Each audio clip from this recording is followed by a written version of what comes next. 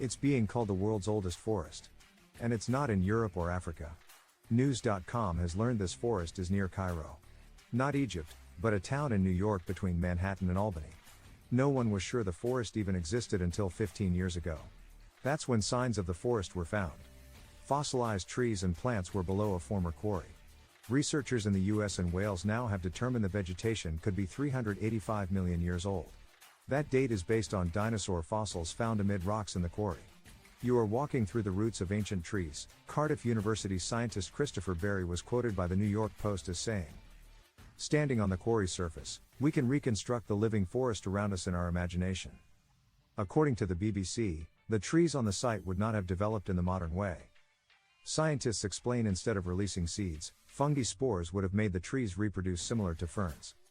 The Daily Mail in Britain estimates the trees would have had trunks 5 feet in diameter, growing 65 feet high. The researchers think the ancient forest once covered 250 miles. Today, the area is green for much of the year as part of the rural Catskill Mountains. The quarry is closed to visitors, as the town of Cairo has set it aside for scientific research.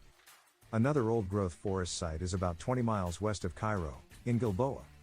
Scientists found that in the late 1800s, with evidence of Gilboa trees similar to ferns. One preserved tree stump from Gilboa was moved to the New York State Museum during the middle of the 20th century.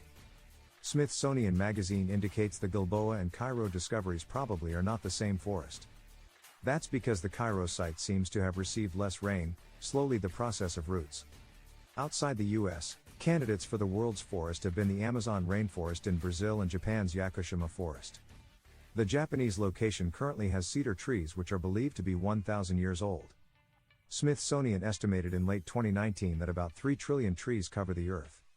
Scientists determine the age of the oldest ones through a process called paleobiology.